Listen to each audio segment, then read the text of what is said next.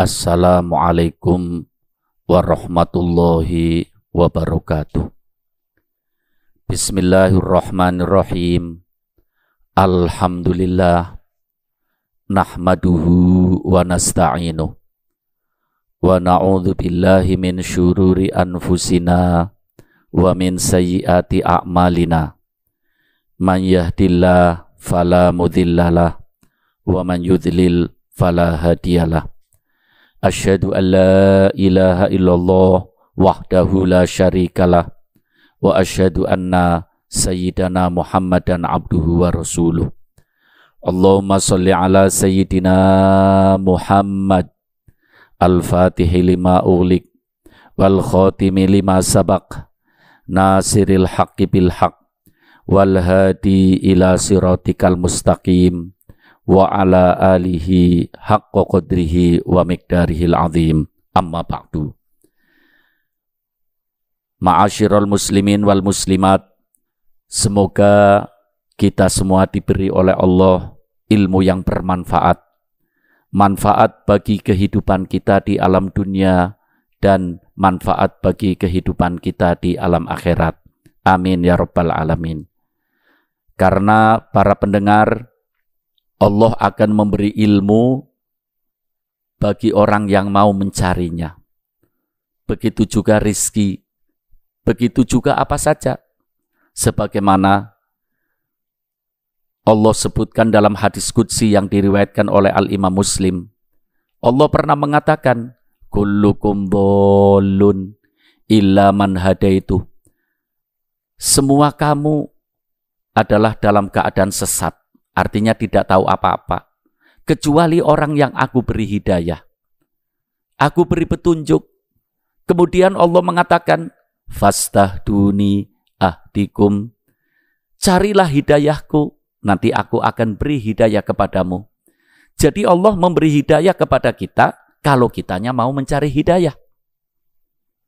Para pendengar, pembicaraan kita kali ini adalah tentang 8 langkah dalam kehidupan kita yang terbuang sia-sia. Sesuatu yang terbuang sia-sia itu merugikan. Ini 8 langkah yang terbuang sia-sia adalah hasil penelitian dari seorang ulama besar, Al-Imam Ibnul Qayyim rahimahullah. Imam Ibnul Qayyim adalah murid dari Imam Ibnu Taimiyah. Imam Ibnul Qayyim adalah seorang pakar tafsir, seorang pakar hadis, seorang pakar fikih. Beliau ilmunya diakui oleh dunia Islam. Setelah beliau mengamati berbagai ayat-ayat Allah, mengamati berbagai sabda-sabda Nabi kita Muhammad SAW, beliau mengatakan, samaniyatu asya dha'i'atun la yantafi'u biha.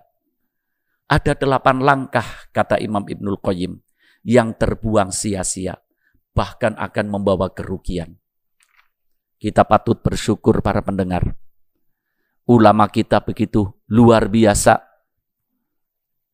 Seandainya kita tidak diberitahu oleh beliau, kita mungkin tidak tahu. Bukan mungkin lagi, memang tidak tahu. Begitulah sifatnya para ulama. Setelah mengetahui, tidak ingin pengetahuannya hanya untuk dirinya sendiri. Ingin disampaikan kepada umat. Supaya umat selamat. Hidupnya tidak sia-sia. Sekali lagi para pendengar, beliau mengatakan ada 8 langkah yang terbuang sia-sia. Yang pertama, ilmun la yu'malu bihi. Ilmu yang tidak diamalkan. Ilmu yang tidak diamalkan. Terbuang sia-sia. Sudah cari ilmu bertahun-tahun, tapi tidak diamalkan. Ada pepatah dalam Islam mengatakan bahwa ilmu yang tidak diamalkan kasyajaroti bila thamar. Bagaikan pohon yang tidak berbuah. Coba para pendengar, kita lihat kalau ada pohon tidak berbuah, diapakan? Ditebang. Kalau ditebang, dipotong-potong, masukkan kemana? Ke dapur. Jadi kayu bakar. Itulah gambaran yang luar biasa. Begitu juga orang kalau punya ilmu tidak diamalkan. Akan begitu gambarannya. Tapi kalau ilmu yang diamalkan, Masya Allah. Namanya ilmu yang bermanfaat. Ilmu yang tidak diamalkan, namanya ilmu yang tidak bermanfaat. Nabi kita Muhammad SAW berlindung dalam doanya. Allahumma inni a'udzubika min ilmin la yanfa. Ya Allah, aku berlindung kepadamu dari ilmu yang tidak bermanfaat. Sebab kalau ilmu yang sudah tidak bermanfaat, namanya saja tidak manfaat, akan menyiksa bagi orang yang punya ilmu itu sendiri. Tidak diamalkan oleh dirinya, apalagi menyampaikan kepada orang lain. Dha'i'ah, betul-betul. Ini suatu yang sia-sia. Karena ilmunya tidak dimanfaatkan. Padahal, kalau kita mau berpikir, orang itu imannya tambah kuat karena ilmu. Orang itu akhlaknya baik karena ilmu. Segala-galanya ilmu itu. Kalau ilmu sudah dicari, tidak diamalkan, betul-betul sia-sia. Amalkan ilmu. Walaupun kita punya ilmu sedikit, tapi diamalkan. Itu namanya ilmu yang bermanfaat. Ilmu dinamakan manfaat, itu ilmu yang diamalkan. Saya sudah banyak berbicara tentang ilmu. Ya. Kemudian, para pendengar, yang kedua, amalun la ikhlasu fihi.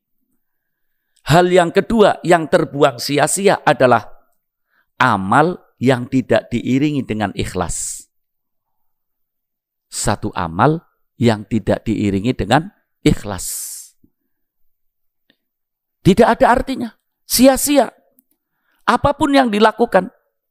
Baik itu sholat, baik itu puasa, sudah lapar, haus, ya, baik itu haji. Kalau tidak diiringi dengan ikhlas, tidak ada artinya semua. Terbuang sia-sia. Coba lihat. Dalam sabdanya, Rasulullah mengatakan, laisa kullu musallin yusolli. Tidak dianggap seorang yang sholat, semuanya dianggap sholat. Tidak. Kecuali orang yang sholatnya didasari ilmu dan ikhlas. Ketika Rasulullah berbicara puasa, Rasulullah pernah mengatakan, saya yakin para pendengar hampir hafal ini hadis ini. Ya, bahwa Rasulullah mengatakan, banyak orang-orang yang melakukan ibadah puasa, laisa min siyamihi ilal ju' wal atos. Tidak dapat apa-apa dari puasanya, kecuali hanya haus dan lapar. Kenapa? Karena tidak diiringi dengan ikhlas. Makanya dikatakan oleh berbagai para ulama, satu amal akan diterima oleh Allah apabila kholison wasawaban. Ikhlas dan benar. Benar itu harus dengan ilmu. Iya. Dan para pendengar, kalau kita berbicara ikhlas, ikhlas itu bukan sekedar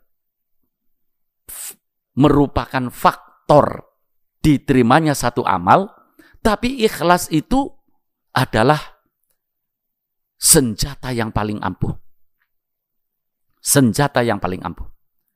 Allah menceritakan di dalam Al-Quran bahwa setan memberitahu kepada Allah, semua hambanya akan digoda, semua hambanya akan diganggu.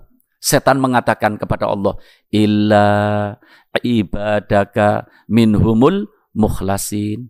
Kecuali ya Allah, hamba-hambamu yang ikhlas. Aku, kata setan, tidak mampu untuk menggoda mereka.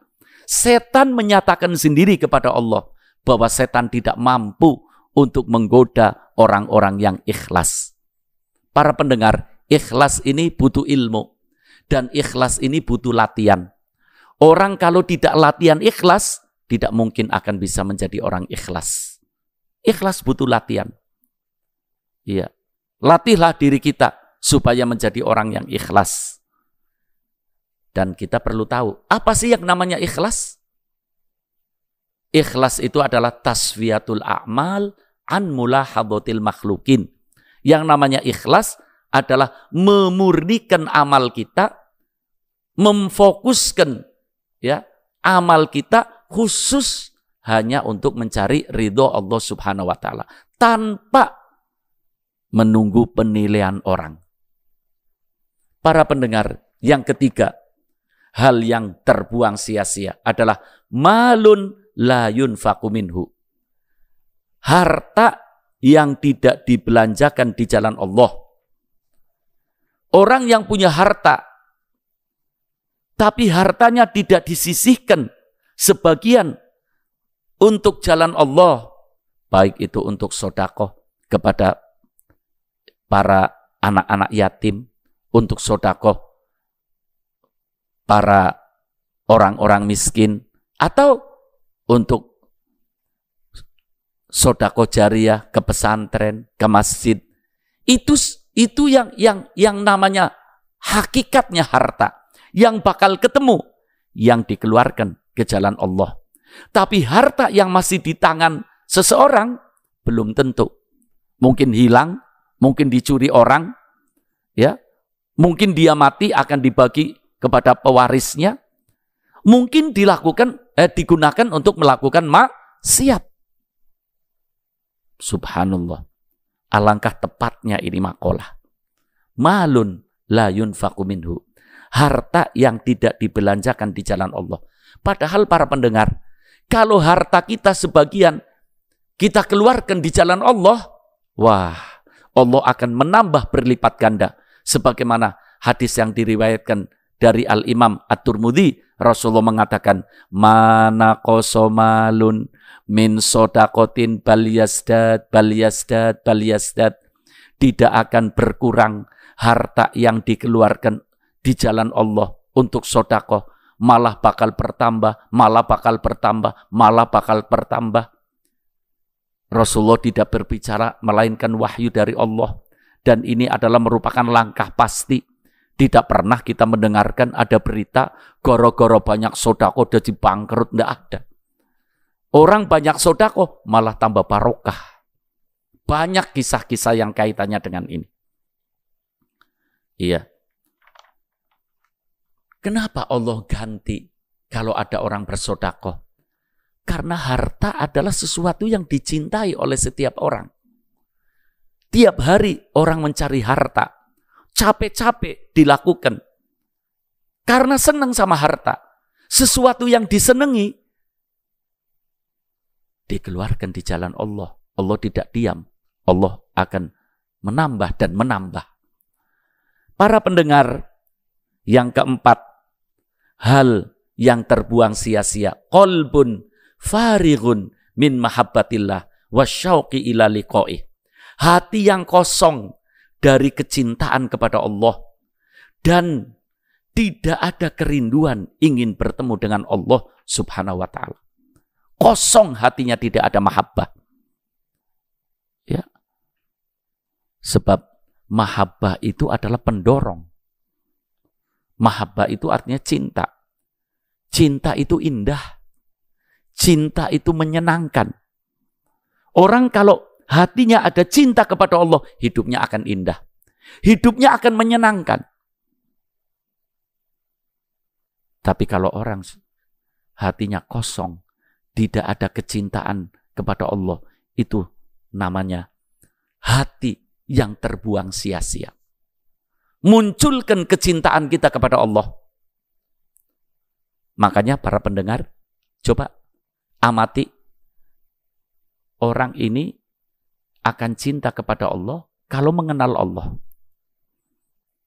Apalagi berbicara masalah nikmat. Dalam Al-Quran, satu ayat pun tidak ada dalam Al-Quran. Allah memerintahkan manusia untuk menghitung nikmat. Ya, pasti tidak mampu. Orang menghitung nikmat pasti tidak mampu. Detik per detik kita mendapatkan nikmat dari Allah. Tapi berapa ayat dalam Al-Quran Allah memerintahkan kita supaya kita mengenal nikmat. Sebabnya apa? Dengan kita mengenal nikmat, kita akan mengenal yang memberi nikmat. Dengan kita mengenal yang memberi nikmat, kita akan cinta. Itu naluri manusia. Kalau selalu diberi, akan cinta. Dan kalau cinta, akan taat. Akan ngikuti. Iya. Para pendengar, usahakan kita selalu mengenal nikmat Allah. Supaya kita cinta kepada Allah Subhanahu wa ta'ala. Kalau kita cinta kepada Allah, kita mengikuti perintah-perintah Allah, menjauhkan diri dari larangan Allah karena tidak ingin melakukan perbuatan yang tidak dicintai, ya, tidak disenangi oleh yang kita cintai. Ya. Akibatnya hidup kita akan indah, hidup kita akan menyenangkan, hidup kita akan lezat, dan hati adalah segala-galanya. Banyak Allah berbicara tentang hati dalam Al-Quran. Dan para pakar-pakar tafsir memberi tafsiran bahwa hati itu adalah pemimpin. Kalau hatinya baik, semua raganya akan baik. Kalau hatinya jelek, semua raga akan jelek. Sebagaimana di dalam hadis sahih, Nabi kita Muhammad SAW pernah mengatakan, Ala inna fil jasati mudghah.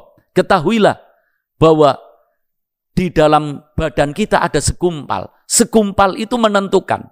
Kalau segumpal itu baik, semuanya raga akan baik. Segumpal itu tidak baik, semuanya akan tidak baik. Apa itu yang segumpal? Kata Rasulullah, ala wahyal qalb, yaitu hati. Makanya Nabi dalam sholatnya, terutama dalam tahiyat akhir sebelum salam, tidak lepas dari doa. Allahumma ya muqallibal qulub, tsabbit qalbi ala dinik. Allahumma ya Allah, ya muqallibal qulub, engkau yang membolak-balikan hati ini ya Allah. Tsabbit, mantapkanlah ya Allah, qalbi, hatiku, ala dinik, untuk berpegang kepada agamamu ya Allah. Allahumma ya muqallibal qulub, tsabbit qalbi ala dinik. Insya Allah kapan waktunya kita akan khusus berbicara tentang hati. Para pendengar, yang kelima, dari perbuatan yang terbuang sia-sia adalah badanun mu'attalun min ta'atillah. Badan yang tidak digunakan untuk taat kepada Allah. Itu namanya badan yang terbuang sia-sia. Bahkan tidak terbuang lagi itu. Ya, itu badan yang na'udzubillah, ya, akan tersiksa itu, disiksa badan yang seperti itu.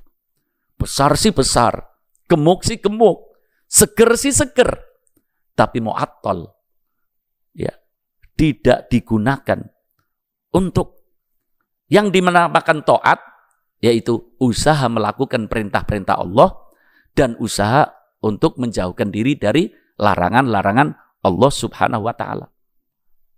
Iya, rugi.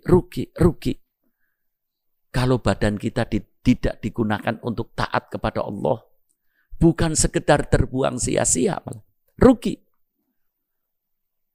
Akan lebih sehat, akan lebih segar, akan lebih tenang apabila kita menggunakan badan kita untuk melakukan perbuatan-perbuatan yang diridhoi oleh Allah Subhanahu wa ta'ala. Dan badan kita ini mas'ul. Kita akan dimintai pertanggungan jawab di hadapan Allah nanti. Digunakan untuk apa mata kita? Digunakan untuk apa telinga kita? Digunakan untuk apa lisan kita? Tangan dan kaki kita digunakan untuk apa? Semuanya akan dimintai pertanggungan jawab di hadapan Allah. Jangan keliru memahami seperti ini. Kalau kita mau dimintai pertanggungan jawab di hadapan Allah, berarti hidup ini repot, berarti hidup ini berat. Tidak. Justru pemberitahuan ini yang akan mengarahkan kita supaya kita menjadi sa'idun fid dunya wa sa'idun fil akhirah.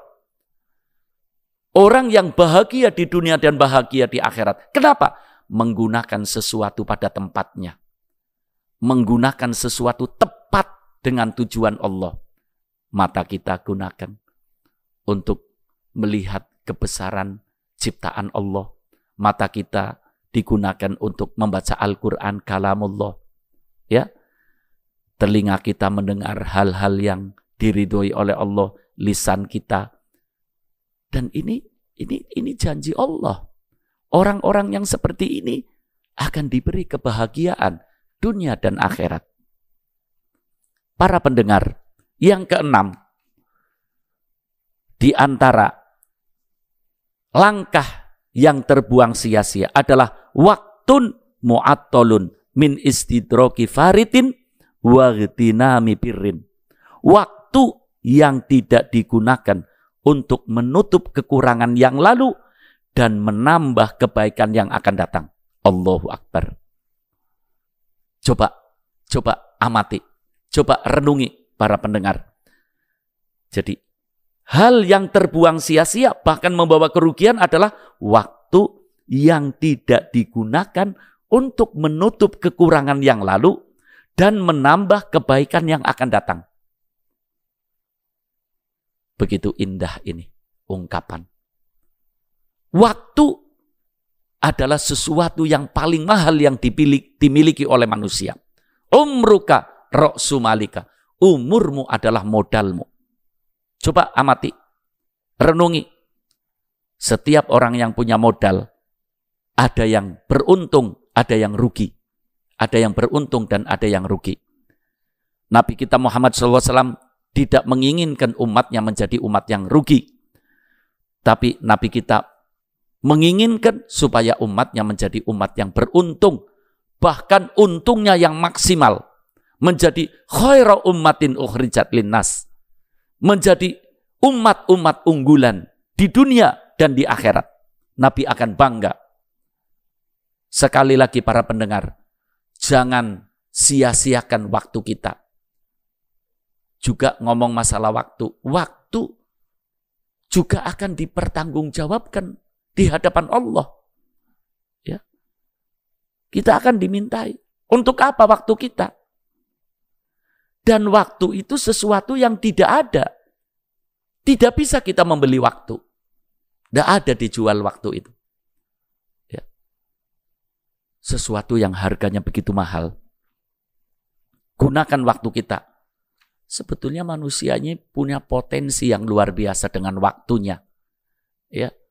Bisa untuk membaca, bisa menulis, bisa mengarahkan orang, bisa apa sajalah. Gunakan waktu kita sebaik-baik mungkin. Kita akan menjadi orang yang terpuji. Kita akan menjadi orang yang beruntung di dunia dan di akhirat. Renungi ini, para pendengar. Yang ketujuh adalah di antara perbuatan langkah yang terbuang sia-sia. Fikrun yajulu fima la yanfa'u. Pikiran yang berputar-putar pada sesuatu yang tidak bermanfaat. Memikirkan hal-hal yang tidak bermanfaat. Ini ngomong pikiran timbulnya dari otak. Manusia itu menjadi makhluk Allah yang paling istimewa karena diberi otak. Dan otak ini, para pendengar, otak kalau digunakan untuk yang baik akan memunculkan sesuatu yang baik. Otak digunakan untuk yang tidak baik akan dahsyat. Lihat itu, provokator. Ya, orang yang memecah belahkan umat. Itu adalah dengan otaknya dan lisannya. Lihat dai-dai, orang-orang yang berdakwah sampai umat bisa begitu semangat. Itu adalah dengan otaknya dan lisannya yang dibarengi dengan ilmu dan iman. Ya. Makanya tepat kalau kita kan tadi sudah ngerti bahwa manusia ini menjadi makhluk Allah yang mulia karena otak. Tapi pernah dipertanyakan kepada Rasulullah SAW tentang siapa orang yang berotak, siapa orang yang berakal, siapa orang yang cerdas. Manil kayyis ya Rasulullah. Siapa ya Rasulullah? Orang yang cerdas, yang berotak, yang berakal. Iya. Apa kata Rasulullah? Mandana nafsahu wa amila lima ba'dal maut. Orang yang bisa mengendalikan hawa nafsunya dan selalu melakukan langkah-langkah untuk kehidupan setelah mati. Artinya hidup di alam akhirat. Itu yang dinamakan oleh Nabi kita Muhammad SAW orang yang berotak. Dan kita lihat para pendengar, banyak sekali Allah sebutkan dalam Al-Quran. Afala ta'qilun, afala tatafakkarun. Banyak sekali. Bahkan seorang pakar tafsir pernah menghitung, Allah berbicara tentang otak dan pemikiran di dalam Al-Quran lebih dari 300 kali. Lebih dari 300 kali. Dari pentingnya itu akal. Dari pentingnya itu otak, pemikiran. Para pendengar, yang terakhir, yang